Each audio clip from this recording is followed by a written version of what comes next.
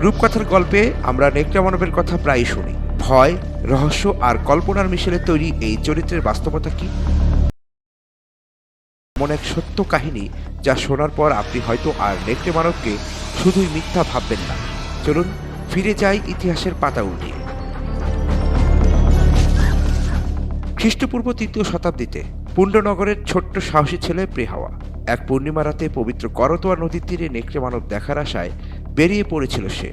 কিন্তু সেখানে গিয়ে সে বুঝতে পারে এই গল্পের কেন্দ্রবিন্দুতে রয়েছে তার নিজের অজানা পরিচয়। জলজলে পূর্ণিমা চাঁদের আলোর দিক নির্দেশনায় প্রেহাওয়া যখন করতোয়া নদীর তীরে পৌঁছায়, তখন সেখানে বসে থাকা দুইজন লোক হঠাৎ ভয়ে নেকড়ে মানব বলে চিৎকার করতে থাকে।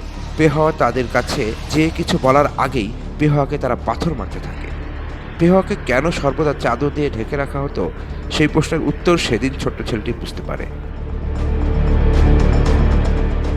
এই ধারণা কিন্তু নতুন নয়। নেকড়ে মানবের গল্প পাওয়া যায় প্রাচীন গ্রিক মিথে।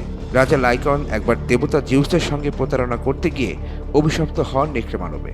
এমনকি ইউরোপীয় কাহিনীতেও আছে এমন অজস্র গল্প।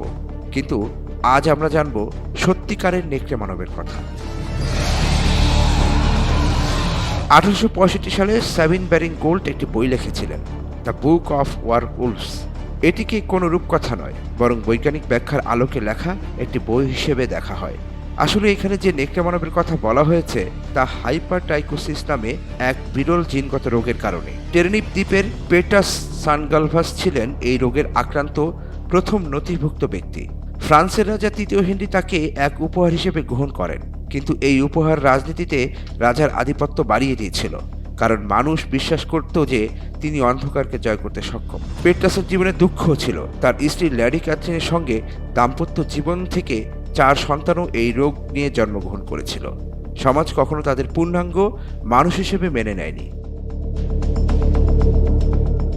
হাইপারটাইকোসিস মূলত অস্বাভাবিক লোম বৃদ্ধির কারণ। এটি জিনগত বা বিভিন্ন কারণ, যেমন অপুষ্টি, ক্যান্সার কিংবা নির্দিষ্ট ওষুধের পার্শ্ব প্রতিক্রিয়ায় হতে পারে। তবে দুঃখজনক হলেও সত্য, এখনও এই রোগের কোনো কার্যকর চিকিৎসা নেই। বিজ্ঞানীরা আজও চেষ্টা চালিয়ে যাচ্ছেন। হয়তো ভবিষ্যতে এমন কোনো দিন আসবে যখন এই রোগ পুরোপুরি নির্মূল হবে, আর নেকড়ে মানবের গল্প থাকবে শুধু রূপকথার পাতায়। বন্ধুরা, এই ছিল নেকড়ে মানবের রহস্যময় ইতিহাসের একটি বাস্তব ব্যাখ্যা। কেমন লাগলো আমাদের জানাতে ভুলবেন না। নতুন কোনো অজানা গল্প নিয়ে আবার আসবো। আজকের মতো বিদায়।